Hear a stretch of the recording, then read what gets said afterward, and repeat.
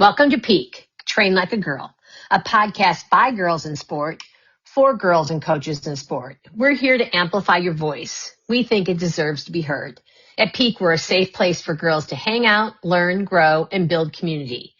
We empower girls in sport and coaches with knowledge, resources, and support we think is necessary in today's athletic environments to thrive. Join us for bold conversations about experiences of girls in sport. Our conversations are going to make you laugh, cry, cheer, maybe get a little frustrated, and hopefully rethink the future of girls in sport for generations to come. So whether you're walking, commuting, or cleaning your bedroom, take us with you. Follow us. It helps more than you can imagine. Check out our website and make sure you're sharing with a female athlete or coach you love. Now, Danielle and I are super excited to chat with our next guest. But before we do have to get a little caught up, Danielle. And I know we were joking about it before, but do you know anyone that was invited to Taylor and Travis's wedding? Oh my gosh. I wish it was me. I know nobody. Me either. But so far, the pictures have been great. My athletes have been talking all about it. Absolutely. I mean, there's so much of me that is wondering, is that the only time it happened? Or was there anything before? I just need to know, was this it? Because there's some skepticism I'm having in my friend groups where we're wondering this. I know. It was all very secretive. So hopefully the word will come out and we'll get our news like everybody else on Instagram, right? Did you watch the soccer last night? Yes, I did. Unfortunately, we're talking about the U.S. team. Yeah, what a bummer. Yeah, that was kind of a tough game, right? Yeah, that from a mental performance assessment, I think there was a lot of choking going on. It looked like a lot of paralyzed playing. They were not. I was wondering if you were going to have some type of feedback on that. Yeah, I think when the other team came out guns a-blazing, trying to score immediately, like one after the other, just numerous attempts, I think it just stole our confidence, and we never really came back from that to re-pump up and kind of get back in that flow state as a team. Yeah, see, that's why we have you on here to tell us all the stuff about flow state. All right, are you ready for me to introduce our next guest? Oh my gosh, I feel like I need a drum roll. I totally feel like we need a drum roll. We can do it. All right, so hopefully people heard that. There you go. We'll edit that in way better. So I'm going to introduce her, which I know she's going to be, she's not going to love this, but IHSA Coach of the Year, Deb Revolta. We are so glad that you are here. I will tell you, I have been waiting to sit down and have a conversation with you that's a little slower and a little easier, because typically we're seeing each other on either start or finishing lines. But Deb is the girls cross country and track coach at Barrington High School, which is in Barrington, Illinois in the USA, which we have to say because we are literally growing globally like crazy. So we do have to point out that we are here in the United States recording with this Coach of the Year.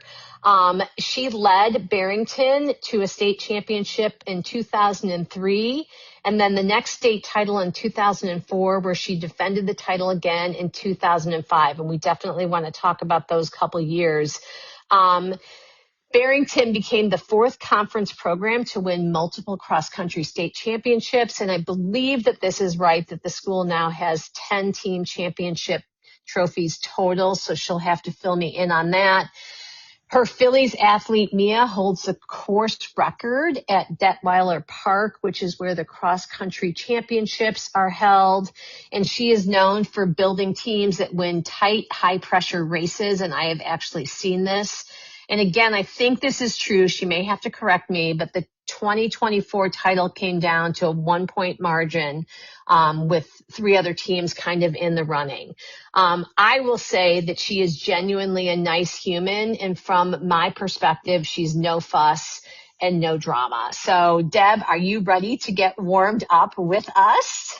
I sure am. But first of all, thanks for having me. I'm pretty excited about being here, and all the things that you guys are doing for women in sports, I think is great. And let's keep doing it. Let's do it. All right. Iced or hot coffee? Oh boy, I don't drink coffee, so I'm going to go neither. Yeah. You and Danielle. I'm a matcha gal. Yeah, prior to getting to know Danielle really well, I wasn't sure I could trust people that didn't drink coffee. Yeah, But no. now I'm all in. There you go. Good. Well, Deb, you don't even do tea, right? Like at least I do No, tea. I do water. There you go, water. Deb's I a like it. machine. Hydrate. Yeah, water with lemon in it or something like that. But yeah, There, I don't get like coffee or tea. all right, so she's saving more money than us, so she's gonna be able to retire in the Bahamas. These are There you Deb's go. Right now, secrets of life. exactly. Okay, now I'm super curious about this: cross country or track and field? You know, it's people ask me that all the time, and I will honestly tell you that during cross country season, it's cross country, and when it's track season, it's track season. I love Um, that. It's so PC. yeah, well, I love what I'm doing, and so I'm fully immersed in it. It's the best thing ever. So when I'm in I track, I'm not agree. really thinking about cross country and whatever. But outside of that, if I had to pick one, like if you had a, were making me, forcing me, twisting my arm, I would probably say cross country. From the standpoint of being a head coach in both, cross country is a lot easier. You have Uh, one event, get to the starting line, here you go. Whereas a yeah. track, you got 18 events and you got to make sure everybody's ready for it. It's a lot more on your plate than just the one event in cross country. I say that all the time. I'm the head girls cross country coach at the school that I work at, and the head track coach is going to be retiring soon. And people are like, "Do you want the job?" I'm like, "Absolutely not." Yeah, that's what I said for a couple of years too. I'll see you at the head coaches meetings. That's hilarious. All right, I'm also super curious: visor or baseball hat? Baseball hat for sure. Oh, I love that. Muffin or donut? Donut, no question. Oh, wow, I love that too. Beach or mountains? Well, I'd go mountains. All right. Well, now that we have gotten you sufficiently warmed up, and thank you for playing along with us. It's always more fun when people get the humor of what we are doing here. We would love for you to fill us in. Tell us your story of being a girl in sport. What was that experience like for you? And how did it shape you into the coach you are today? Oh boy, we got to go way back. When I was in high school in 1974, can I say that? Sure. They didn't have a lot of sports for females at the time. In fact, my freshman year was only the second year that girls track and field was recognized by the IHSA as a sport, and there was no cross country. So my freshman year, track was something I wanted to try. I had, just run around the neighborhood, and I was kind of one of the fastest ones in the neighborhood. And so I thought, well, I'm going to give this a try. If I don't like it, my sophomore year, I'm going to play softball. So I did track and field, and I ran the mile 99% of the time. And we were on our bus ride to a meet, and the coach stood up on the bus and said, they're adding another event for track and field. They're adding the 2 mile, and, Debbie, you're in it. And I'm like, what? 2 miles? I've never run 2 miles before in a race. And so, then I did that a lot and qualified for state as a freshman in the 2 mile. At that time, you had to run the 2 mile on Friday and then again on Saturday. So the top 9 girls qualified from Friday to run in finals on Saturday, the 2 mile. And in that race, in the 2 mile and finals, I came in dead last. And I don't think I spoke on the way home from Eastern Illinois. I don't think I said a word because I was so mad at myself and like, why did that happen to me?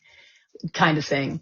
And I knew I enjoyed running and everything, but I think it was kind of at that moment I thought I'm going to get better. I'm going to do things to get better. And my coach at the time was a male and didn't really, I think, understand females as well as maybe they could have, but that was a long time ago.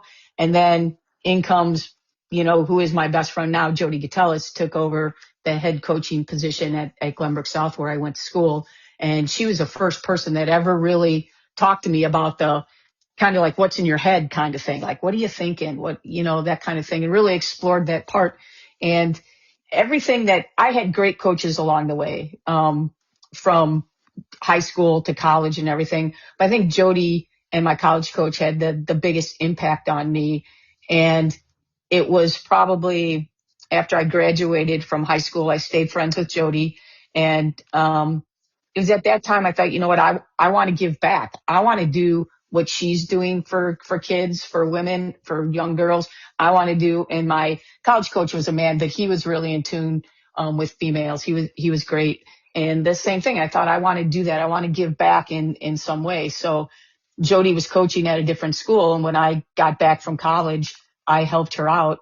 And the school I was at, they didn't know what to do with distance runners. So they just gave it to me.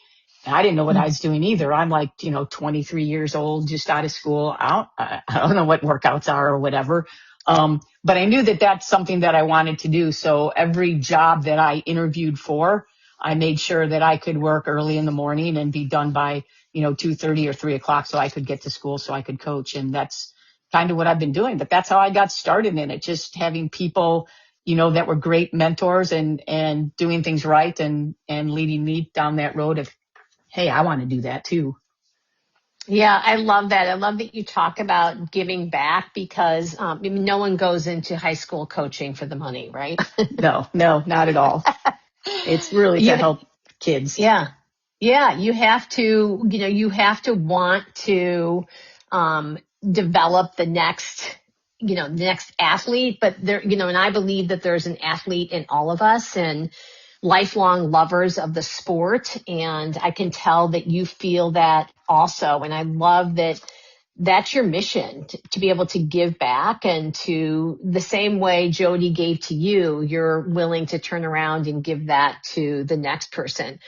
What drew you to Barrington cross country and track? How did that transpire? Well, that again was Jody. We were, both of us were coaching. She just took me along. I don't even know if I was hired by the school at that point. But we were going to Leiden High School, and we were working there. And it was quite a bit of a drive. And we were at a meet, and Jody heard the coaches from Barrington talking and saying they were all leaving at the same time. Like, I think there was 3 of them, and they were all going to say, we're not coaching track anymore. And so the next year, there would be no track coaches. So Jody called the athletic director at Barrington, and she interviewed for the job. She didn't want the head job because she thought the head coach should be in the building, which sometimes I think is important and sometimes I think doesn't matter. But anyway, he wanted to be the head coach, and she said no. And he goes, well, we're not going to find anybody better, and you're going to be doing all the work anyway, so why don't you just take it? And I think Jody said something like, yeah, okay, I'll do it for a year or something like that, and ended up being there like 30 some years. But anyway, she said to the athletic director, I'm bringing my own distance coach with me. And he said, fine. And that's how we got into Barrington, the 2 of us, and have been there ever since. I think that was like 1987. And Jody's been gone like 3 years now, something like that. Wow. So we've been there a long, long time. Yeah, a long, long time. I want to go through the whole history, but before we do that, we are right in the heat of summer running, no pun intended. So I would love for you to talk to us a little bit about that. Walk us through what summer running looks like for your team. Do you run a summer camp? Do you believe that summer mileage and base buildings are key to a successful season? Let's start there, and then we can kind of backtrack backwards. Okay. I do run a summer camp, and I do believe that what you do in the summer is the basis for what happens in, late October, early November. Our season is so short, I don't think you can get everything in that you need to if you're not doing things in the summer. Now, does summer have to be intense? No, I don't believe so. I know you probably get the same things I do from Mile Split and all those guys wanting to know about your season and what your expectations are and, all that kind of what are your goals. And I'm like, oh my gosh, I say the same thing every year. We will not be the team in September that we will be in November because I don't push hard early on. You only have so many great races in you. And if we're running those great races in September, there's not a whole lot of room for improvement. I used to get really nervous about it when I was younger, and I'd see all these people running super fast times, and I'd be like, oh my God, we are so terrible. We are so far behind. But it seemed like as we stuck with the program and the building up to things that we were, doing okay when November came around, and we weren't like the worst team in the world. Yeah, you have to have the summer. I believe that's just my opinion. Yeah, I think you have to have a good summer base. Yeah, I agree with that. And that's what we have, the same philosophy that summer is for base building and that we're expressing fitness, but fitness shouldn't be expressed until October. And quite frankly, with the way, especially your team is running, a lot of that is November, right? So you don't want to be expressing that fitness too early. And I think Right. that is super important. How do you help your athletes stay coachable, but also committed to your plan? Like you were just talking about mile split, calling and asking or emailing like, hey, what does the team look like? But on top of that, there are so many coaches out there that are literally sharing their training advice and their mileage advice. And we are in information overload. How do you dial that back enough to get your kids to buy into what it is you're doing? And listen, I think that a kid can be successful at any program. They just have to pick one. That's exactly what I was going to say. I'm not doing anything super special. Like I believe that Mia could be running anywhere and being Mia, and that they just have to buy in. They have to trust. They have to know that you care about them and what you're doing is leading to something, bigger and better down the road. And and if there's setbacks, it's not the end of the world. They got to know that you care about them first as a person. And I think that they will buy in. And once you start getting that buy-in and you start to see the success, it just snowballs. And then the next group that comes in, they want to be a part of that, and it just trickles down. And you've got, young kids running now that look at certain programs and they go, man, I can't wait to run for that coach. I can't wait to run at that high school, because they see the success that those kids are having. And success, we talk about it all the time, comes in many forms. Success for us is not winning. And that I think is super, super important. I stress that to the kids all the time. There's only going to be one person that's going to win a race. There's only going to be one team that wins the team title, right? But the rest of us are fighting to do the best that we can do for ourselves and what we can do for our team. And when you walk away at the end of the day, that's got to be what the goal is and what you find your success in. I've talked to kids that say their goal might be to win something. And I say, well, what if you run your PR and you're third? Are you going to be happy? And then they look at me and they're like, well, yeah. So don't make the goal winning. Make the goal to work as hard as you can to get to that goal that you want, which is the time. Your effort can control that. You can't control what anybody else is going to do. And if you're going to be first, focus on what you can control. And I think that helps kids and to buy into programs when you're not talking about winning all the time. Yeah, I think you're so spot on.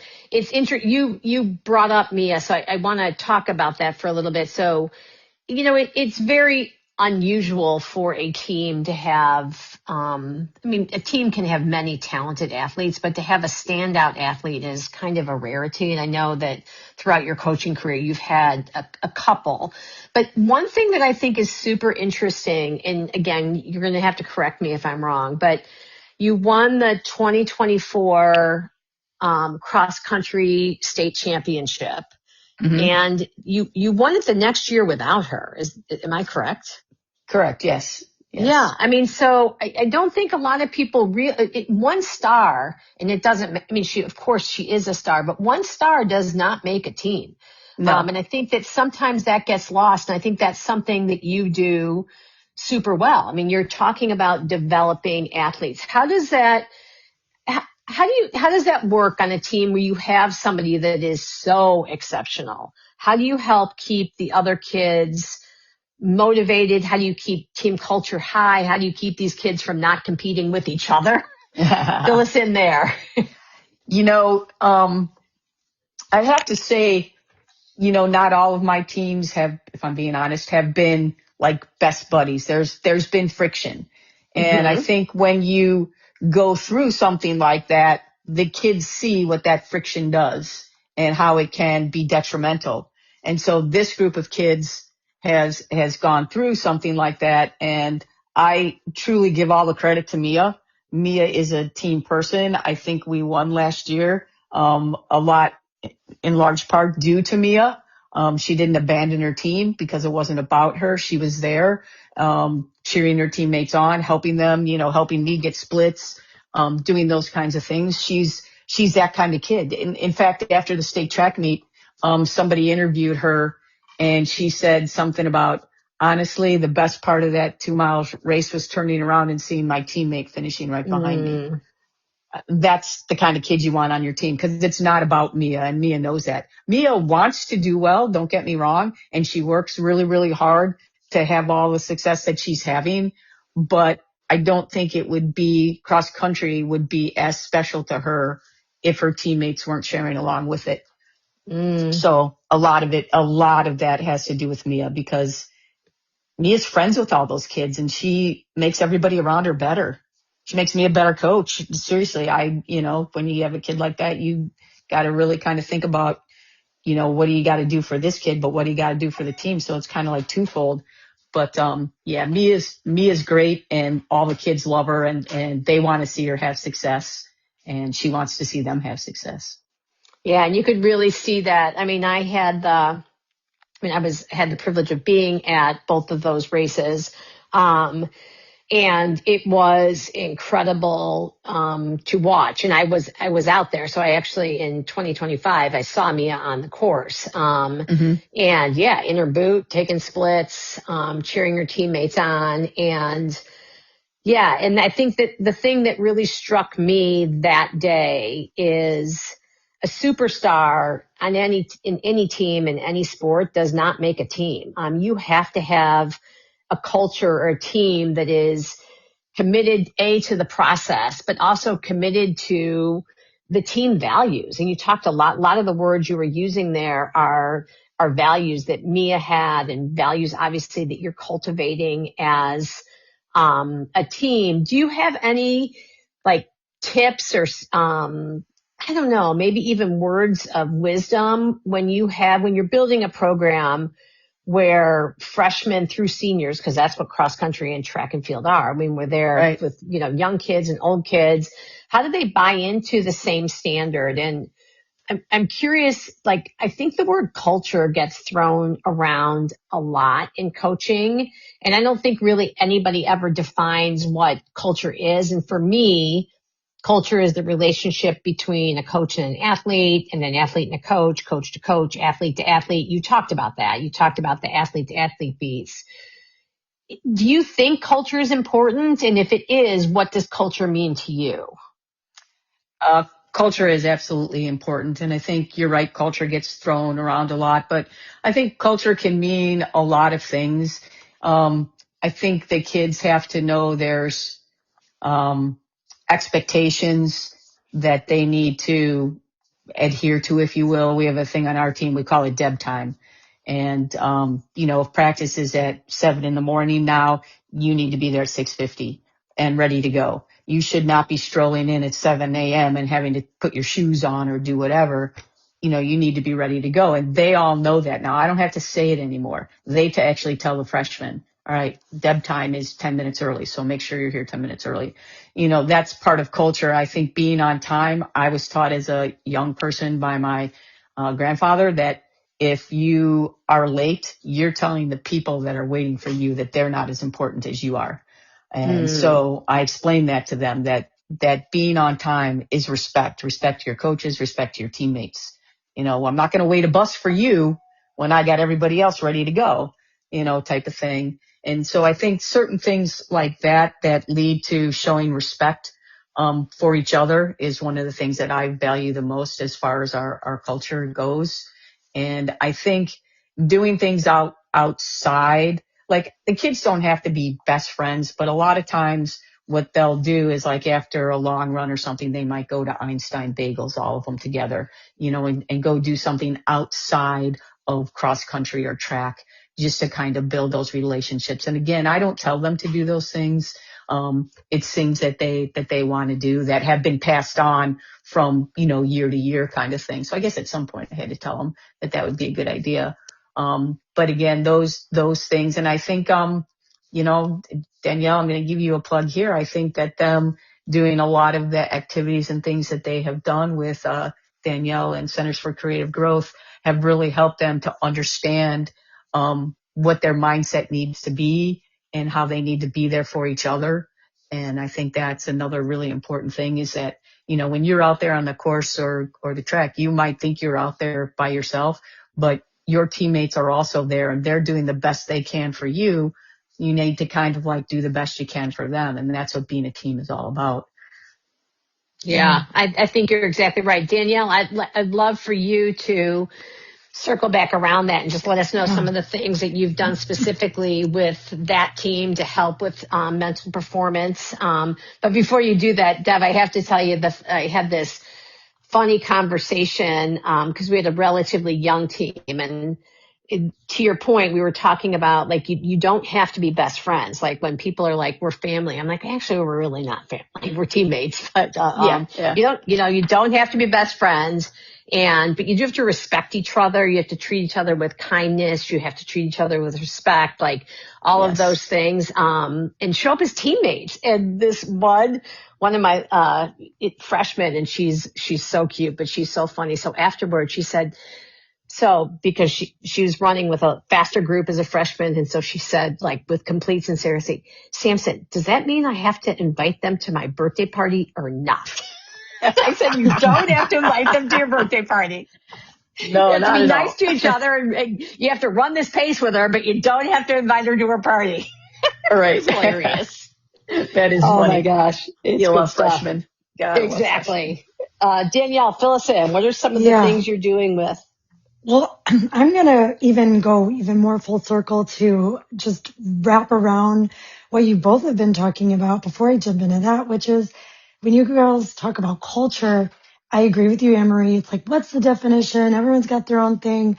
Deb, I love the way you talk about it and the way I conceptualize it after working with countless teams and countless coaches and countless athletes is way that I unpack culture is it's basically how do we communicate as a group with our body language, with our tone, the words we choose to speak to each other, the way that we choose to agree to talk to ourselves, the standards, the expectations, those actionable signs of respect.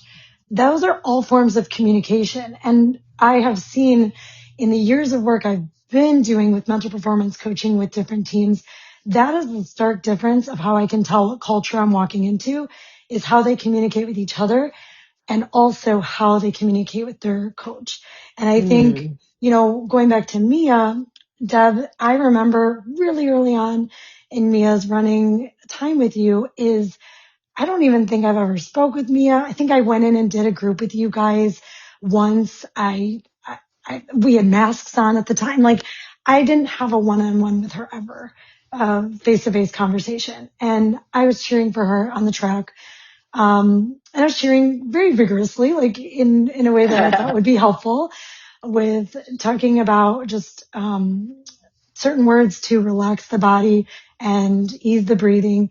And what she did, I can't even remember what the race was, Deb, but I was around you guys when everyone was congratulating her. I think she had a massive PR. It was an outstanding race. But I didn't know anything about her times. I didn't really know anything about her period. And she walks up to me and she goes, I just want to say your cheering helped me so much. Like what you were telling me was so helpful. And I just want to say thank you. And I think going back to culture, that is something I've seen in Mia over these years. And again, I don't know her very well in terms of, what I just see beyond what I see at the track or the cross country course or when I'm going with the groups, but just the culture of how she presents herself in the team setting, in the competitor setting. I've never seen a more joyful, grateful, and humble runner in my life. And I think that is something, Deb, you've created through and through, is something you tried and aim to do, is that culture of communication so that there is goodness spread between each other. And no, they do not need to be best friends, but also we do not need to be enemies. And, No. one, tidbit I can share, Anne Marie, that I've done with, the Barrington girls, Deb, I think it was the 2026 year. Or I'm sorry, what year are we in? The This year, 2024 year. No, I think it yeah. was the 24 year. Oh no, gosh, I can't, they're all blurring together. 2025, you and Brett weren't there. That was this past season was No. 2025. You guys weren't there. So the 2024 one, you and Brett were there, the first one. And then 2023, when we were third, I believe you guys were there as well. Well, I'm thinking about when we came in and did the group. So Deb had us come in. It was me, Oh, you've Carson, come and every Matt. year. Yeah. And the specific year I'm thinking of for this example is, we took tiles and we made really montages of everyone's individual tile morphing together to make one unified piece of, again, synchronizing the sense of culture between the running groups. I would say, Deb, you kind of split them up in of who Yeah. typically was running together at that time. And they really had to identify their role to their group, their role and, identity to themselves of like, what are they about, but also how are they giving to each other, and what, when they kind of power up like a Power Ranger, when they put all those tiles together, what does that ultimately mean and why does that even matter? And it was just gorgeous to see everyone share their different groups talking about their, power tiles and what they were about. And it was, each other sharing this emphasis of their own individual teams within the big team. And then as soon as we shared, it was an even bigger synergy of this is why we're all a team. We might run different times. We might run different workout groups. We might run different, sections of races, but like we still are all connected. And I think that's something, Deb, I've seen you do as a mental performance coach through and through, no matter what your team dynamic is, you harp on that big, is that we're all still connected. Like, I love the way you said, I wrote it down. Success is not winning, yet we need to understand that the rest of us, no matter what, we're still fighting to do the best for ourselves. And I think, some coaches that can be really hungry on those first places or just honing in on the stars, everyone else who's not in that like 1% feels that. And so when the coach can give off that essence that we're not focusing on everyone's success, then it's really hard to want to work for that coach. And I personally have felt that myself in college. And then I felt that from you as an athlete of yours, is I knew you cared about everyone's best. And you guys still as coaches knew you had a job to do. Our job was to do well, but at no point did I feel anyone was less than someone else. And I think that's the secret sauce of yours. Yeah, I had an athletic director tell me one time there's some situation that was coming up or something. And he told me, Debbie, don't do something for your number one kid that you're not willing to do, for everybody on your team. So, you have to treat everybody equal. And that really hit home with me. And that was my first year coaching. And I've kind of lived by that ever since. And, I don't have special rules for a number one kid that I wouldn't do for somebody else. I think one of the things too, that if I can just interject, is that I believe that every team has a number one runner, right? But like you said before, that number one runner is not the key to winning. The winning comes at those people that are grinding it out. Your, fourth, fifth, sixth, seventh runners. Those are the kids that make your team great. It's nice to have a number one runner, don't get me wrong, but those are the kids fighting in the back, fighting in the trenches that really, make a team a team. And get way less glory, by the way. Right, exactly. For sure, from the media and all that, absolutely. Yeah, all of it. And that's why we build it up amongst ourselves. We build that up, and so that hopefully that every kid feels like they do something to help us out. Yeah, I have another question that I want to ask both of you, but before we move on, I do want to ask this question, Debbie. What happens if, I love that, don't do something for your number one that you wouldn't do for everybody else, and like, what great advice. I mean, because I think both you and I, that is our coaching philosophy, but how great to have it validated by an AD. Like, that's amazing, right? What happens if that is your philosophy or my philosophy or the coach that's listening philosophy and the AD even, but what happens when that's not the parent's philosophy? We all run into parent, what do I want to say? Differences, I guess, would be. And sure, that's kind.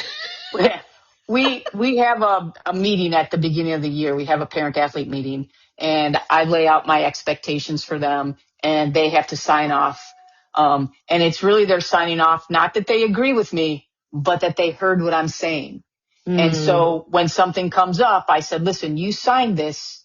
You knew that this was going to be this situation. And that's what I fall back on. And when push comes to shove, if a parent's going to do something, they're going to do something. I mean, I really if I have a rule that the kids have to take the bus home on the weekend, if a parent comes and said, I'm taking my daughter, I mean, what can I really say? Right.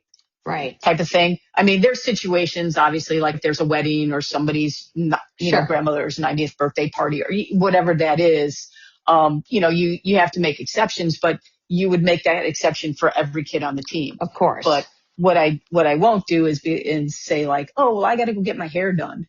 No, right. No, you knew about this. And so you should be that's the rule. Now, a lot of parents will go, oh, yeah, I forgot, because they don't really listen to me either in that meeting. They just sign the sheet.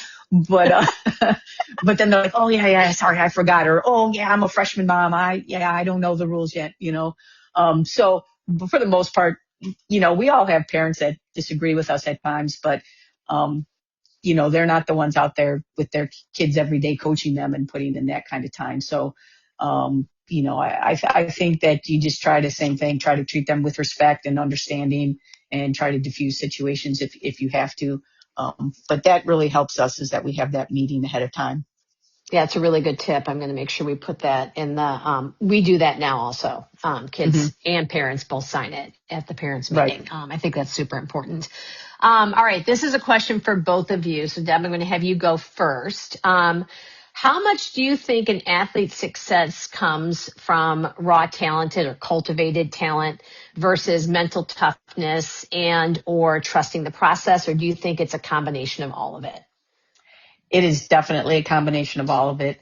I don't think you have to be the most talented kid to have a lot of success. If you buy in, you do the workouts, and you work on the mental side of things, because that's a big portion of it.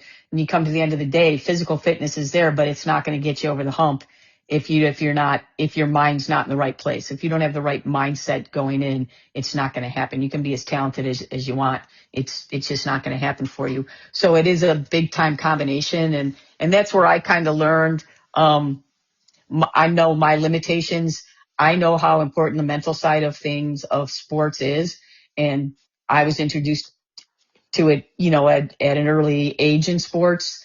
And when I first started coaching, there wasn't anybody around, and we found a guy. Well, he found us. His name is Pete Melito, and he worked with our kids. And that's when we first started to have success. That was our first state championship in 2003. And then Pete passed away, many years ago. And there was that big void. There's nobody there until Danielle, came along. I think Danielle worked with Pete too. He did. And yeah. Go ahead. No, you go. Well, he was, I was so grateful that Danielle morphed into this, because I don't know that you started it out in sports performance. That was kind of a thing you added on, if I'm remembering correctly. But I'm so thankful for her and all that she's done, not only for my team, but I know she works with many other kids. And I think most importantly, females, because a lot of us do have low self-esteem. Especially in high school, there's a lot going on in high school. So the things that she has done, and I tell people this all the time when I talk about doing this with people, is that this goes way beyond sports. This helps you outside. Like, you're going for a job interview and you need to have it all together, having that confidence. You learn that through sports and through what Danielle does. And Matt and everybody. It's not, I know it's the Centers for Creative Growth, but I mean, that's such a huge part of what we're trying to help women with. And it's, those kinds of things. That's not my area of expertise. So I'm so thankful for Danielle for having that area of expertise that she can just, help out so many women. Yeah. Well, Danielle, what do you think? Same Well, question. it's really awesome that I can be on here with Deb because I can attest that when I was a freshman, I saw the 2003 cross country state team, come home with the trophy as champions. And I wasn't even in cross country at the time. And I was mesmerized. I was just starstruck. The poise of these women in my eyes, their camaraderie, their connection. Because when it came to track, I saw their interactions. I wanted that. I wanted to eat it up. And I did not know at the time they were working with Pete Melito. But it wasn't shortly, it was soon after, about a year and a half later, I was struggling mentally, with workouts and doing really hard things. I was really petrified of the pain and, pushing myself past the limit that I didn't even know. I would end the limit earlier than what I really understood I could go past. And that's when, Deb and Jody pulled me aside and suggested that it could be helpful for me to check out this mental performance coach, Pete Melito. I did see him, as well as I shared on the podcast I was on. A lot of my teammates at the time were, and we continued for 2 years and we had great success those 2 years. But as full circle moment would happen, out in the community here in Barrington, one of those athletes of the 2003 team, she's a fellow mom in the Barrington area, and she found out what I did. She's like, "Oh my gosh, Danielle, I was seeing Pete Melito." And I was like, "What? I didn't know that." And she's like, "Yes." And I went back to him to help myself with, my physical therapy board test. And he helped me with that later in life. And she's like, "I didn't know this was what you're doing. This is so good." And I was like, "No, I know. I feel like I'm, honored to do what he did for me." And again, going back to giving back, I want to help girls and any athlete in sport, boys and girls, figure out that this is possible with your mind. And she's like, "You're like the new Pete Melito." And I was like, "I kind of am."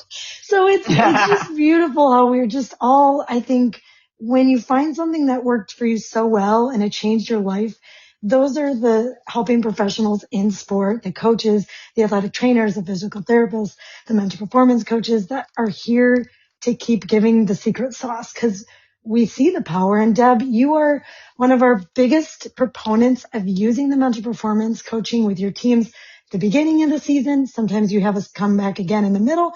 And obviously with this last year, seeing them in great capacity, but then even this track season, you had us come the day before you got on the bus to head down to Charleston. So it's really cool to see a coach, really follow through in actions where their beliefs do sit. And I know you saw the power of it when Jody introduced you. And I just love how you keep passing these torches on to all these generations of girls. Yeah, I agree. And it is, I like the way you keep circling back to females in sport, because that is why we are here. And it's interesting when you told your story, because my athletes will ask me, "Did you run in high school?" And I said, "No, my high school didn't have a cross country team or a track team." And they're so blown away by it. But at 63, the options to me as a girl in sport were very limited. And we have come so far. And yet I really believe we have a long way to go. So, Deb, what are some of your thoughts of being a female head coach for both cross country and track? And there are very few female head coaches. Right. It is still a very male dominated industry. Talk to us a little bit about what that feels like. What do you think we need to do to encourage more women to go into the coaching profession, to give back like you have given back, and to give their perspective and their point of view? What are some things you think have to happen? Oh, that's a really good question, because females, their role, how do I want to put this? things are very different for females. Number one, if you have children, that takes away a lot for a lot of people, the ability to coach. You are away a lot. Your whole Saturdays are taken up. And like I'm working, we have a coach that is with us volunteering her time during track. She did, but she's got 3 kids and they're getting to the age now where Saturdays are their day for their activities. So she's going to have to dial it back because that's something that traditionally, that's kind of like mom's role. Not that it's not dad's role too. And that's becoming more, something that's co-shared by things, but it's still a Saturday. And if you have 3 kids, one's got to be one place, one's got to be another. So, family dynamics play a huge part into things. As you know, like on a Saturday where there's a meet, or even in cross country where there's during the week, you're gone a lot.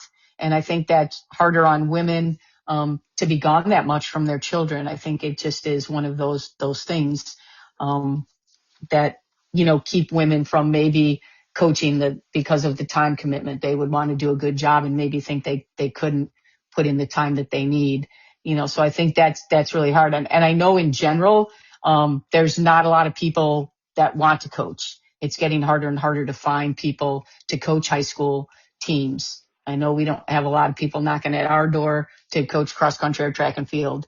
You know what I mean? They might get there for a year and just go, hey man, this is not for me. This is too big of a time commitment, that kind of thing. So I don't know what changes there need to be in order for women to do that, to want to be coaches. I know at Barrington, I love it. We have a lot of women head coaches and I love that. It doesn't mean that men aren't good head coaches, but I think women coaching women there's probably a lot more understanding of certain things that maybe a high school female girl wouldn't feel comfortable talking to a man about, but would have no problem coming right up to a female and asking. So I don't know that there's an answer for that because of the roles that women play outside of, coaching or work.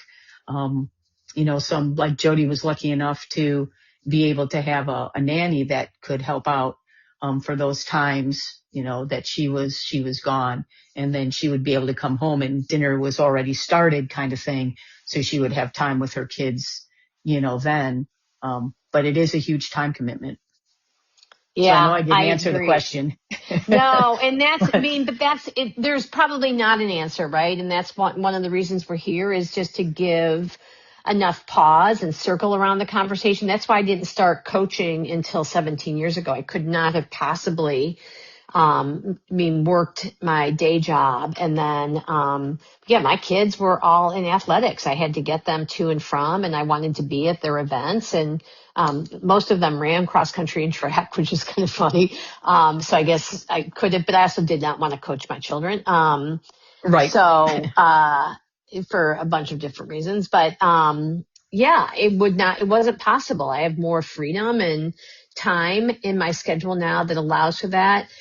And I agree with you. I think one of the things that's hard is that we know when a girl can see themselves in that space, they know that it's possible. And unless we keep having female head coaches, a girl doesn't even think that's an opportunity out there for her. So I do think we still have to keep pushing for women to be in these spaces, even though it is hard. I'm doing similar. I've got 2 mamas coming in, but they're going to split the stipend and they're going to go half and half. And that seemed like it's the right fit. And it seemed like I wanted to go back to an all-female staff, which is we've had before, and we got away from that. And that proved to be a little challenging. And not that it can't work. I want to go back to this, and just having them split the stipend so they can have that time and that flexibility at home, for sure made sense. Right. So yeah. Yeah, I could talk forever, but I know you have to go and we've got to get cooled down here. Before we do wind down, do you have any last tips or advice or anything you want to kind of say before we close things out? I don't know that I have any tips per se, but I just want to shout out to all the people that do coach and take time out of their lives to help the lives of kids that aren't even theirs. I think that's, just awesome for people to do, and just to, just keep doing what you love. And it doesn't, like I said, doesn't always have to be winning. It just has to be improving and showing the kids that hard work and dedication pays off and that kind of thing. Agreed. That's a perfect mic drop opportunity right there. So thank you everybody for tuning in. We are so very proud of the guests that we are bringing to you on Peak. We know that they are adding so much value to your lives. Danielle, thank you for broadening the list of guests we get to have on Peak Train Like a Girl.